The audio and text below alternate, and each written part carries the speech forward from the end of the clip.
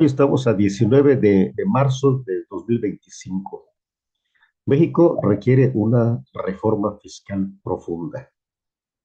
Ya no se puede seguir aguantando una reforma de este calado,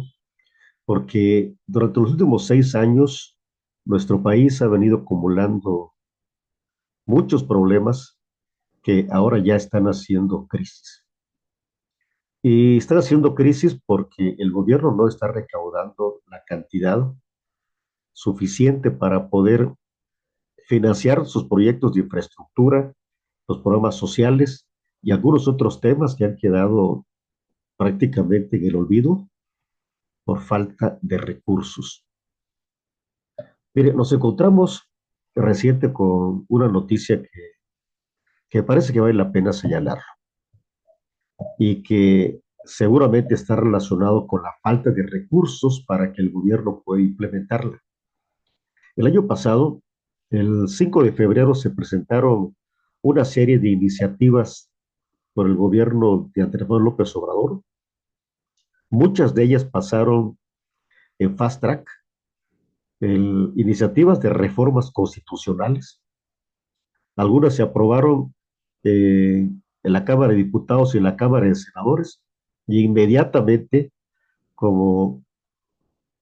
como muchos estamos conscientes, fueron aprobados prácticamente en 24 horas por los congresos locales para declarar la validez de estas reformas. Dentro de todas esas hay una que eh, ya fue aprobada tanto en la Cámara de Diputados, en la Cámara de Senadores y también en todos los congresos locales, por lo cual se puede decir que esta reforma constitucional pues ya pasó todo el proceso legislativo. Y lo que hace falta es que la Cámara de Senadores declare la validez de esta reforma constitucional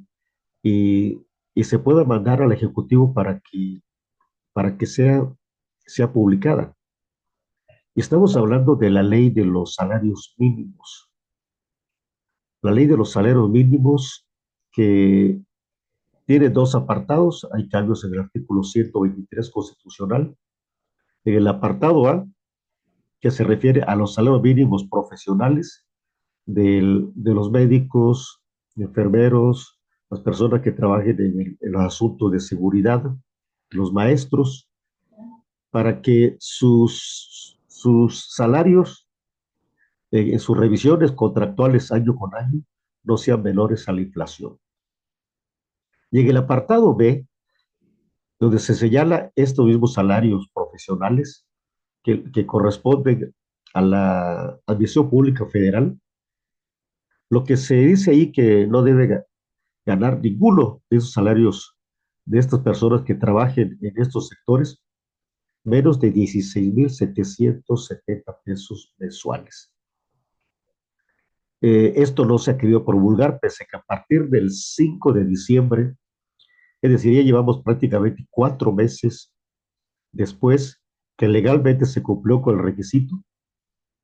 y que la Cámara de Senadores no ha decidido declarar la validez de esta reforma constitucional. Cuando vemos ese tipo de movimientos, pues tenemos que pensar la razón por la que no se está dando el trámite legislativo. Y la única razón válida que pudiésemos encontrar es que el gobierno ya no tiene los recursos para hacer frente a este incremento salarial que estimaciones que hemos revisado en la prensa implicaría un incremento de algo así como 40,000 millones de pesos al año, eh, para poder homologar estos salarios profesionales en el sector público. Bueno, si hay un problema serio de recursos en este país, pues se tiene que hacer una reforma fiscal para que se facilite la presentación de de, de las declaraciones fiscales y que el gobierno pueda tener una recaudación fiscal de todos los mexicanos. Y esto de que no tiene recursos, pues también tiene que ver con lo que no se ha querido aprobar en este gobierno, que es el generar una institución financiera rural que implica más de 50.000 millones de pesos para poder rescatar una institución financiera que dé crédito al campo. Y también escuchamos que Pemex le debe a los proveedores más de 600.000 millones de pesos. Entonces, ¿qué está sucediendo? Si el gobierno no tiene dinero, lo correcto es que busque una reforma fiscal. Porque en los últimos años, aun cuando se ha dicho que nuestro país se estuvo haciendo muchas obras, el gobierno estuvo haciendo muchas obras sin endeudarse, lo cierto es de que el gobierno de la República incrementó su nivel de deuda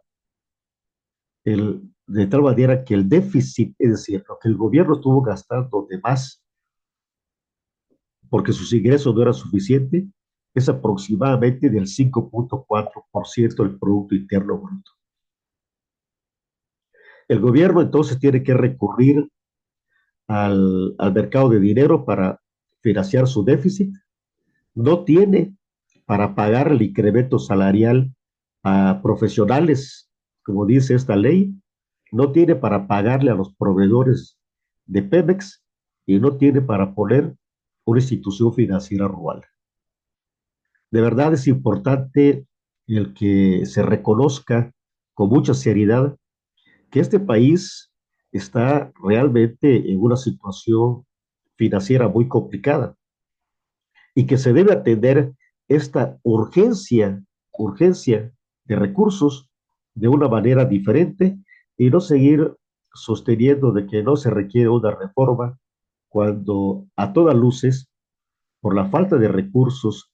para financiar este incremento salarial, por la falta de recursos para poner una institución financiera rural, por la falta de recursos para pagarle a los proveedores de Pemex y por la falta de recursos que lo lleva a tener un déficit fiscal cada vez más grande, México requiere una reforma fiscal profunda. Yo soy Cruz Alberto Hernández y les invito a que siga viendo este canal del Doctor UTV, que tiene la única función de democratizar el conocimiento.